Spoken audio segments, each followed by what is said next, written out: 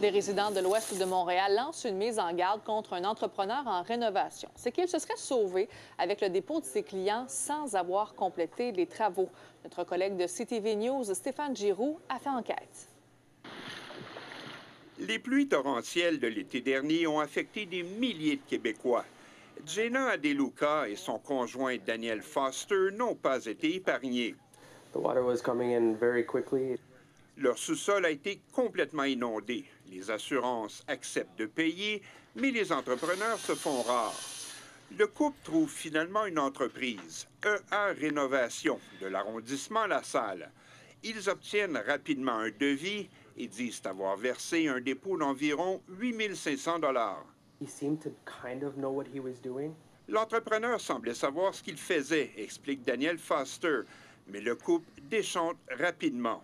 The gyp work in the storage room was way off. Les panneaux de gyps étaient mal alignés, disent-ils, et les travaux de la salle de bain semblaient improvisés. He didn't put a drain in our shower. L'entrepreneur avait oublié de mettre un drain dans la douche.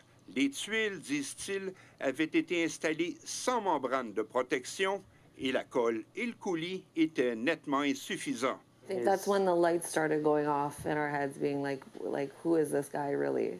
On s'est tout de suite demandé si le type savait ce qu'il faisait avant de le congédier et d'exiger un remboursement, qu'ils attendent toujours d'ailleurs.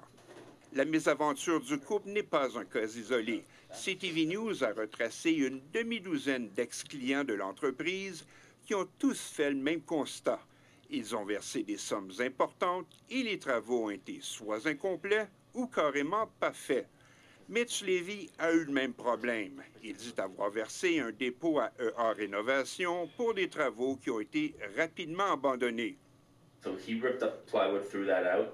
L'entrepreneur a arraché du contreplaqué avant de disparaître sans explication, dit-il. Dans un cas comme dans l'autre, les clients se sont retrouvés le bec à l'eau. We lacked the funds to find someone, to pay someone else to do the work. Nous n'avions plus l'argent nécessaire pour recommencer avec quelqu'un d'autre, explique Mitch Levy dans son sous-sol inutilisable. Selon le registre des entreprises du Québec, EA Rénovation appartient à Éric Arella, un homme de La Salle qui se décrit comme un promoteur immobilier et réparateur de toitures. Notre enquête révèle cependant qu'Arella n'a aucune licence de la Régie du bâtiment du Québec.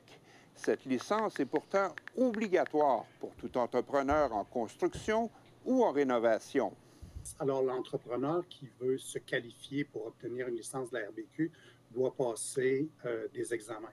Des examens au niveau de l'administration, la gestion de chantier, la gestion de la sécurité sur les chantiers. L'entrepreneur doit aussi avoir une assurance responsabilité et déposer une caution.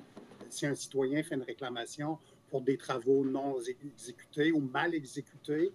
Notre enquête a aussi révélé que les numéros de TPS et TVQ de l'entreprise sont également non valides, même si elle facture les taxes. Suite à notre intervention, la Régie du bâtiment a décidé d'enquêter sur les activités de EA Rénovation et son propriétaire. Entre-temps, la plupart des clients à qui nous avons parlé ont déjà entrepris des poursuites contre Arella. Nous avons tenté à plusieurs reprises de parler à l'entrepreneur, mais après une multitude d'échanges de courriels, il a fini par tout simplement annuler.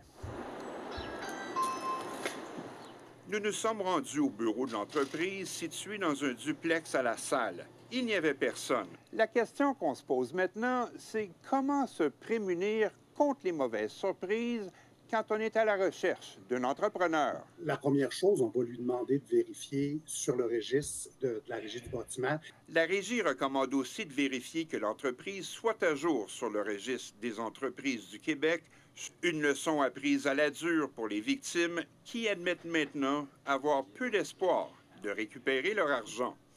À Montréal, Stéphane Giroux, CTV News, pour Nouveau Info.